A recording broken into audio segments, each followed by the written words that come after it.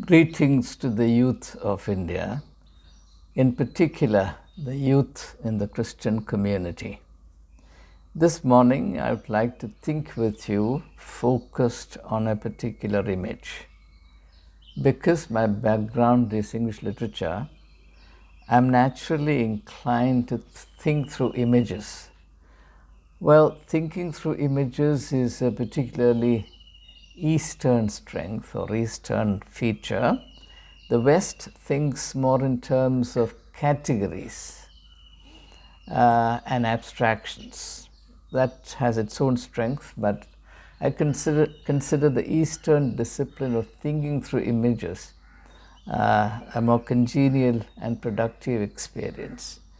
And perhaps as you listen to this message, and if you listen it all the way through, you will understand better what I mean. The image I want to present to young people is the image of a tree. Now, when I think of the tree, or when we now together think of the tree, quite obviously the tree has two dimensions, broadly speaking. One is the visible dimension, and the other is the invisible dimension. Now, the visible dimension, quite obviously, is the trunk, the branches, and the leaves, and in season also fruits and flowers. But there is an invisible dimension to a tree without which the visible dimension will not exist, and that's the roots and the hidden part of the trunk itself. So the tree has a hidden subterranean life that's hidden beneath the soil, surface of the soil. It has a life, a manifestation above ground, which is what we see. And the same thing is or must be true about each one of us. A tree, to my mind, is a good symbol of our personality or what it should be. I sometimes feel that God has planted trees in nature to remind us as to what our personalities should be and how we should develop ourselves. In modern culture, because the obsession is largely with whatever is visible, because as materialism spreads, the obsession increases with whatever is on the surface, whatever is visible. This results in the neglect of the invisible, though the invisible is really the most critical and decisive aspect. No matter how luxuriant a tree, it will perish in quick time if the roots wither or decay, and the tree cannot bear up. At any rate, there will be no fruits, no flowers, no fruits. So we have to invest in the invisible dimension of our life. And that is where spirituality comes. Our relationship with God, our relationship with our Maker is, or must be, according to the vision of Jesus Christ, a private interior experience. Religion is not meant to be a public show. It's not meant to be exhibited. It's when the craving to be seen as pious overtakes us that we slide down into hypocrisy. And that was a besetting sin with the priestly class of Jesus' times, and he makes very strong and disapproving references to this. You're familiar with this. I don't have to go into details. Now, as regards the visible dimension, I'll come back to the invisible dimension in a short while. As regards the visible dimension, the bark, the branches, and the leaves, you will notice that the bark, or the trunk, not bark, the trunk is one, but the one gradually gives way to the many. A tree is a beautiful symbol of unity in diversity. Above surface, immediately above surface, there aren't many trunks. There's only one trunk. But soon enough, the trunk branches out and on the branches there are many leaves. Now, to me, this is nature's way of telling us that we need to develop our personality in a multi-dimensional or multifarious or multiplex, if you like a more cinematic expression, multiplex fashion, as against developing ourselves in a monochrome, unidirectional way.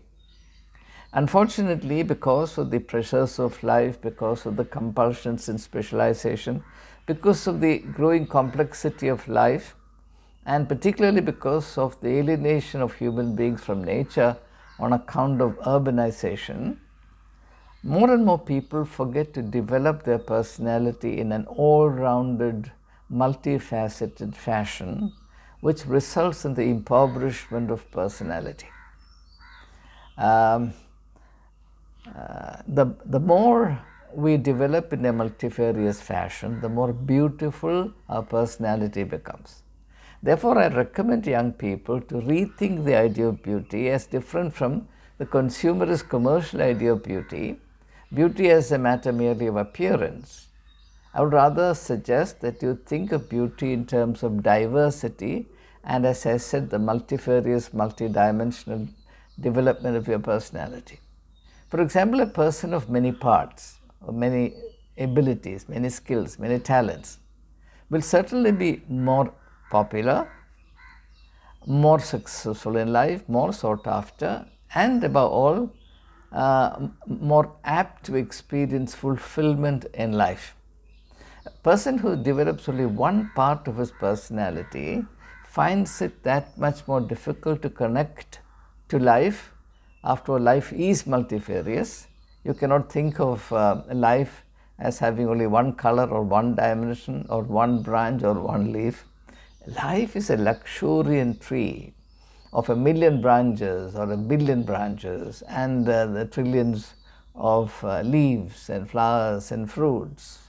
Life is luxuriant, and that luxuriance is lost on us, and our personality begins to be more and more dry and pathetic, worthless when we neglect our duty to develop our personality in a multifarious fashion.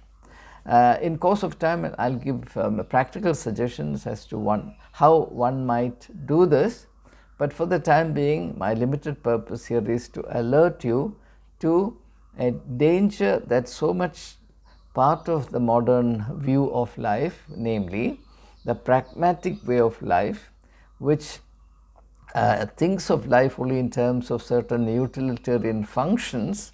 Therefore, skills become more important than the soul, the spirit, and it is the spirit that celebrates the richness and diversity of life, and the skills are always limited. So, if you imagine life and particularly success in life in terms of the acquisition of skills and the profitable deployment of these skills in a very limited context alone, you will succeed up to a point, but your success will also be your defeat. And what you gain in terms of material acquisitions will also impoverish you in terms of your human richness, which is a tragedy which can be averted and must be averted.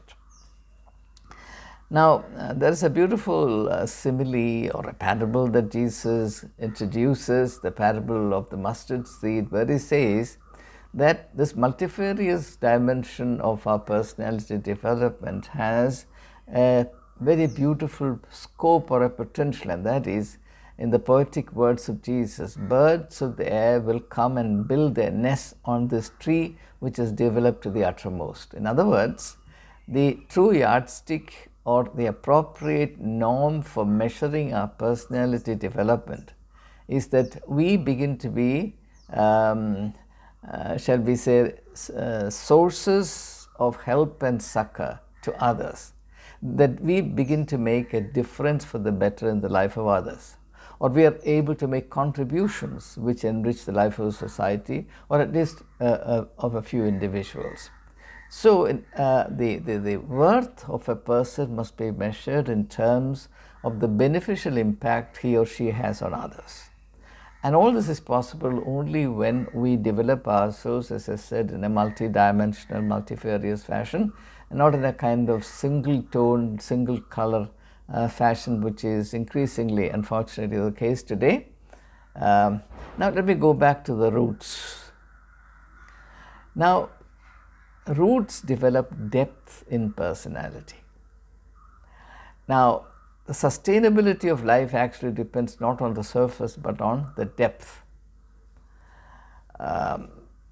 End of the day, the distinctive strength of a human being is how deep he or she is in his or her personality. Again, this is something that needs to be taken very seriously and paid attention to, because we live in the materialistic culture, which, according to a great Western author, his name being Oswald Spengler, the title of his book is The Decline of the West. He says that modern culture is a culture that specializes on the surface. All its geniuses, all its skills, all its knowledge is limited to managing the affairs on the surface, and therefore he says modern life is a life in flight from the depth of life. I read this book maybe 35-40 years ago, but this particular sentence remains etched in my memory because it's so very important. Are we afraid of the depth of life? Are we in flight from the depth of life? In which case, we are doing a serious damage, or we are doing serious disservice to ourselves, because life without depth is mere shallowness. And the worst thing that we can say about a human being, or the worst thing that others can say about us, and here I'm quoting the Dutch philosopher Søren Kierkegaard, he says, the worst condemnation another person can heap on you is to call you a shallow creature. We all stand in danger of becoming shallow creatures when we lose touch with the depth of our own being on account of our tendency to get obsessed with the superficial things of the world, and we remain stuck only with the games that people play on the surface, where we play the games as they play these games in order to get along in this world, and in order to be like the Romans while we are in Rome, so on and so forth. Sadly, in the process, we get cheated of life.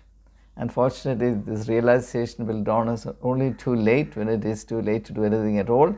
That's the reason why insights of this kind need to be shared with young people while they still have the time to effect corrections, if need be, in their outlook on life. I cannot over-exaggerate, or I can't even exaggerate enough or emphasize enough the importance of minding the depth of your personality and doing all you possibly can to increase your awareness about the depth of life and to send the roots of your personality, the roots of your being deep and deeper and deeper into the very logic of life itself. This is where spirituality, not religion, makes a difference. This is the essence of true godliness, which I believe is fundamental to developing your personality in a wholesome, dynamic and creative fashion. And that should really be the topmost priority of a young person. So think of yourself in terms of a tree in nature, and particularly the crucial part that the depth of life plays in deciding the fruitfulness of a tree. And as Jesus says, and this is something that John the Baptist also says, that a tree that does not produce good fruit will be cut down and burnt. That is, fruitlessness or barren existence, which is a necessary byproduct of being a shallow creature, invites condemnation, and condemnation of the most severe and extreme kind. There is no point in complaining about it, because that's the logic of life, and you invite that condemnation upon yourself by refusing to mind the depth dimension of your personality development. It's high time, therefore, that you invested as best you can into increasing the riches of your deep life. Your external life, the visible life, is open to manipulations, controls, checks, all kinds of unfreedoms that the world, the external world imposes. But as regards your deep internal life, there is no force in the world which has any authority over it, or even any influence on it, or even any point of contact with it. Therefore, this is the true domain of your sovereign authority, and it's a great pity if you develop it. If you really want to be free in a rich and life-affirming way, you have to take the depth dimension of your personality with utmost seriousness and prioritize the enhancement of this depth dimension over and above everything else. So I leave this suggestion to you out of love and out of respect for each one of you. When I see a young person, my soul swells with affection as well as expectation, because you are on the threshold of life. You stand in the proximity of incredible possibilities. I'm someone who cannot claim that I have really taken capital use of all the possibilities that life offered to me, because I didn't have the kind of guidance that I needed at that time. I'm not blaming anyone, but that's a fact. That's also the reason why I want to share what little insights I've gathered from life with young people, in whose life these ideas and observations can make some difference for the better. So there it is, the long and short of all that I've said today. Two things. One, invest as best you can in the depth dimension of your life. Secondly, develop your personality in a multifarious fashion, because that's the only guarantee of the fruitfulness of your life and your beneficial impact on the world around, which is what determines your personal worth and the respect, the appreciation, the love that you command from others. May your personality be developed in a wholesome and creative manner, and may you be a blessing in the life of many. Thank you.